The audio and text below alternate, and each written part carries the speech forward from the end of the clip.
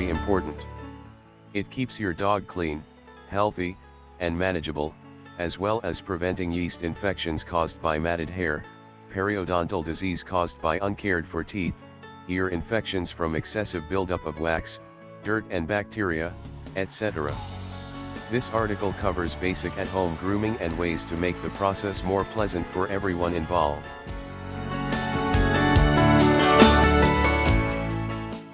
Gather all necessary supplies before beginning to groom the dog. Make sure you have all you need to clean eyes and ears, trim and do it thoroughly. Mats enlarge and become unmanageable when wet. If a mat goes undetected or coat care is neglected, you may have to shave or cut out the mat so that bacteria doesn't grow between it and the skin and cause a yeast infection. Severe matting can also pull the skin from the muscle. Short-haired dogs will probably only need to be brushed over with a curry brush or glove, while medium to long-coated dogs may require special tools like a slicker, a pin brush, or an undercoat rake. Whatever you use, it must effectively remove loose hair and distribute oils from the skin throughout the coat. Start by brushing the dog's coat. Begin on his neck and move down his body, under his belly, and on his tail. When you are finished, praise your dog and give him a treat or two for standing still.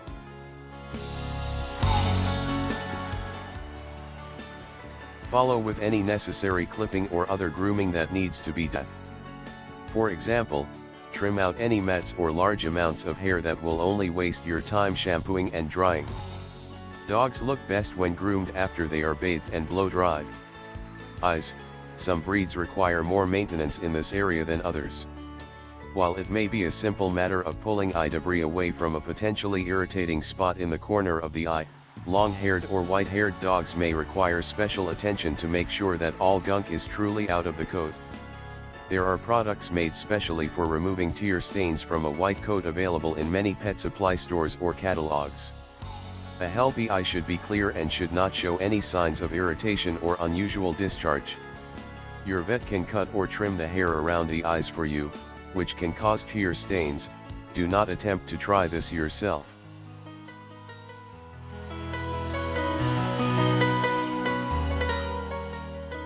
Ears: a clean ear may contain some wax and shouldn't have any particular smell to it.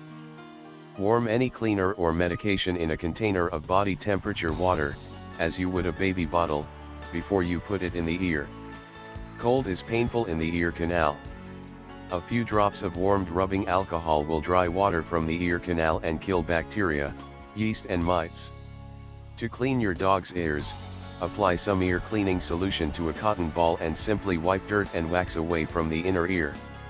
Don't rub vigorously as to cause sores, and don't travel too far into the ear, both could cause damage. And don't expect your dog to like the process, you may be met with some resistance. When you're done wiping out the ear with a damp cotton ball or cloth, gently dry it out with a dry one. If your dog's ear looks swollen, red, irritated, dark or blackened, shows signs of discharge or sores, or smells really bad, call your veterinarian. This is not normal and could be significant.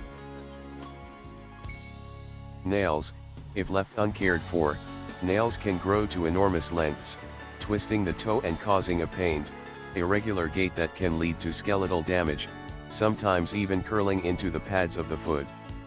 To keep your dog's nails short, clip them regularly. Depending on the dog, you may need to do it as often as once a week or as infrequently as once a month. To clip the nails, trim a very small amount of nail, like 1/16 of an inch, away with a pair of dog nail clippers, unless it is a very young puppy or very small dog, in which case human clippers may suffice. Should you accidentally clip too much nail away and hit a blood vessel, styptic powder or cornstarch applied with a bit of pressure should stop any bleeding. 4get your dog into the tub and, if necessary, secure to something such as a suction cup type bath lead to keep him or her in place. Some dogs are frightened by the sound of running water. If this is the case, you need to desensitize the dog to the sound. Filling a tub with water and using it for bathing just leaves your dog sitting in dirty bath water. The regular collar should be off and replaced with one that will not stain the coat or be damaged by water to restrain the dog in the tub. Do not put on the dog's regular collar until late in the day, if you bathe in the morning or early afternoon, or the next day, if you bathe in the evening. A collar can cause sores around the neck of a dog who is not fully dry. 5. Thoroughly wet down your dog. If you have a medium or large dog, or one with a double coat, a water pressurizer attached to the hose or a hose attachment for the sink, bath spout, or shower head can help you clean all parts of your dog's body with ease. Just don't force the dog if the noise hurts its ears. Desensitize it to the sound of running water so it won't be fried off if diluted. It's better to give 2 diluted shampoos that rinse thoroughly than 1 strong shampoo that leaves residue. When you are shampooing a certain area, give it a few squirts and lean in your hand to spread the shampoo. For double-coated dogs, a curry brush such as the Groom will help you work the shampoo into the coat, especially long-haired dogs cannot simply be scrubbed with a curry.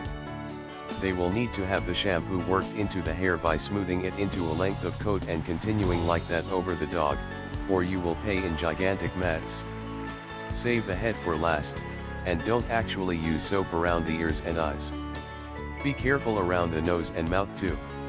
7. Thoroughly rinse your dog. As long as you see dirt or soap bubbles in the water coming off of an area, keep spraying, then move on.